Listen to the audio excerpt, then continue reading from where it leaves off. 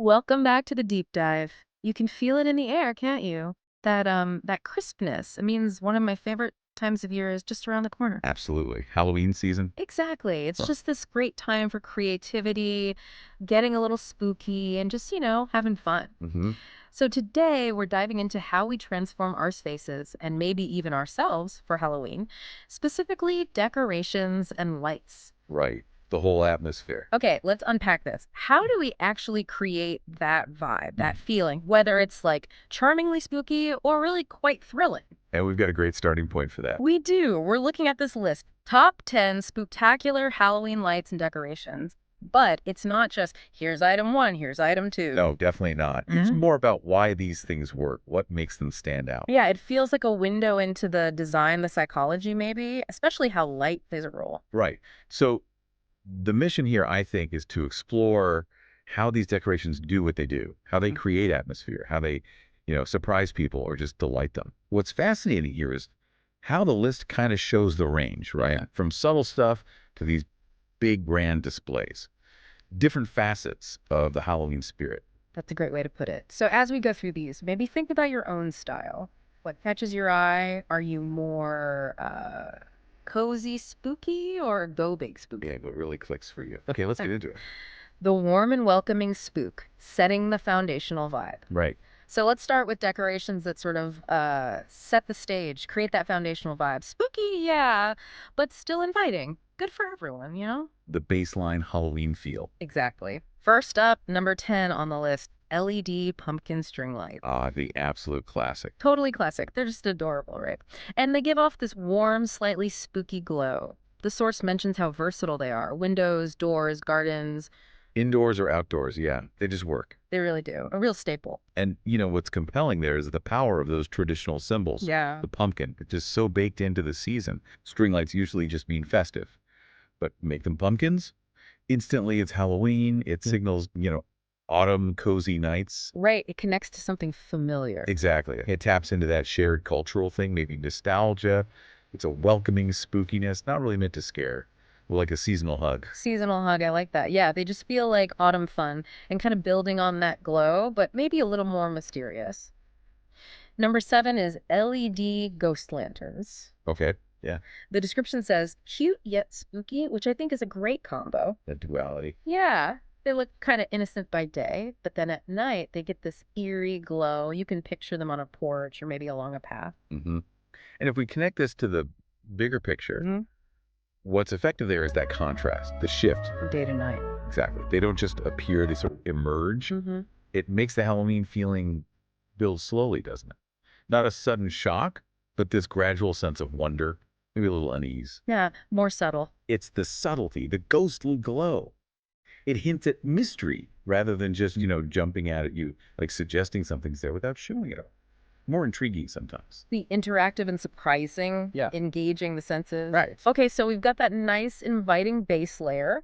How do we kick it up a notch with some surprise? Getting dynamic. Yeah, decorations that don't just sit there but actually interact or startle you a bit, make it memorable.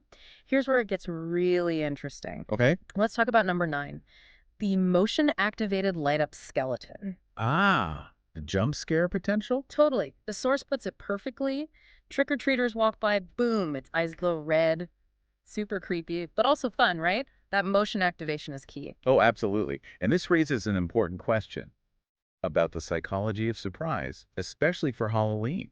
How's that work? Well, we're wired to be startled, it's primal. Yeah. But in a fun setting like Halloween, that jolt isn't real fear, it's Yeah. a thrill. It's enjoyable. Right, like a roller coaster. Exactly. Hmm. So combining that movement, maybe a sound, definitely a sudden light, triggered by someone getting close, it creates this immediate, memorable little shock. It taps right into that excitement of the unexpected, turns the decoration into a performer. A performer. I love that. You could almost hear the kids shrieking, but in a good way. Mm-hmm. Okay, different kind of dynamic now. Number 4, the glowing pumpkin projector. Oh, these are cool. Yeah, sounds like it. It projects moving pumpkin faces, other Halloween designs onto walls, maybe a garage door. The source called it a spooky cartoon show right at your doorstep. What's fascinating here is the power of projection. using dynamic visuals. How so? Well, you can create a whole scene, tell a little story without needing physical props everywhere. It Yeah. turns a plain surface, a wall, whatever, into this animated, lively Halloween canvas. Like bringing the wall to life. Precisely. It's a big visual impact, often with less physical stuff. Think about like light shows or art installations. Same idea, but make it spooky pumpkins. It creates a living backdrop. That's a brilliant concept. Okay, another one that really draws you in, hitting multiple senses. Number 3, the color changing cauldron with mist and lights. Ooh, the trifecta. Right. Got the bubbling effect, the glowing lights that change color, and the mist just screams haunted, doesn't it? Perfect for an indoor party centerpiece. Yeah, and if we connect this to the bigger picture, this one really goes beyond just looking cool. It engages multiple senses. How do you mean? You've got the visual, the lights, the mist, you've got the implied sound, that bubbling, Yeah. and you even get a hint of touch or maybe smell with the mist. Right, it feels more real. Exactly. It brings that classic witch's cauldron archetype to life. It's not just a prop, it's an immersive piece. It taps into those old ideas of magic, transformation. Makes you feel like you've stepped into that spooky world. The whole atmosphere in one item. Personal and transformative, Yeah. becoming the spook. Okay. So we've talked about decorating spaces, outdoors, indoors. What about decorating ourselves? How do we become part of the scene? Ah, the costume element, or enhancing the costume. Exactly. Number 6 on the list fits right in here. The light up Halloween mask. A modern twist on a classic. Yeah. The source says they're a must have for dressing up. Neon colors, glowing patterns. Imagine how cool that looks in the dark. Great for parties or just walking around at night. Definitely makes a statement. And this raises an important question about personal transformation during Halloween. What do you mean? Well, a mask, even a simple one, gives you anonymity, right? A kind of freedom. But add integrated light, it creates this really striking visual presence. You become an active part of the decoration, part of the spookiness. You're not just wearing it, you are the effect. Precisely. You become this walking, glowing entity. It's not just a costume. It's like becoming a moving piece of art that adds to the whole night's mystery. It sort of echoes those ancient traditions, mask rituals, changing identity. Wow. Yeah. It's amazing how a simple mask, especially lit up, can do that. Create that sense of play and mystery. Grand statements and scene setting, the big impact. All right, so we've done subtle, we've done interactive. Now, how about the big stuff? The decorations that totally transform a space, create those immersive scenes that make people stop and stare. Going for the wow factor. Exactly. So, what does this all mean for making a significant statement? Let's look at number 8. Glow in the dark witch hats with hanging lights. These sound really neat. Don't they? Described as looking like they're floating. Witch hats, but with LEDs inside, so they seem to hover in the dark. Imagine walking under those. What a way to create an atmosphere. Yeah, and what's fascinating here is that illusion, defying gravity, creating something whimsical, almost theatrical. How does it work psychologically? It's a clever visual trick. You take a simple shape, multiply it, light it up, and suddenly it's magical. It suggests something unseen, maybe a bit mischievous, like witches were just there. So it's a story. Right. It turns an ordinary space, like a porch ceiling or tree branches, into this enchanting canopy. It's about creating that larger-than-life feeling with light and repetition. I love that image. Okay, another big visual. Number 5, LED spiderweb lights. Ah, another classic motif scaled up. Yeah. Imagine a huge glowing spiderweb draped across a wall or maybe over a doorway. The source calls it spooky cool, especially if you add some fake spiders. Of course. And if we connect this to the bigger picture, it really shows the impact of scale, combined with that familiar Halloween image. The spiderweb. Exactly. One big illuminated web can instantly say haunted space.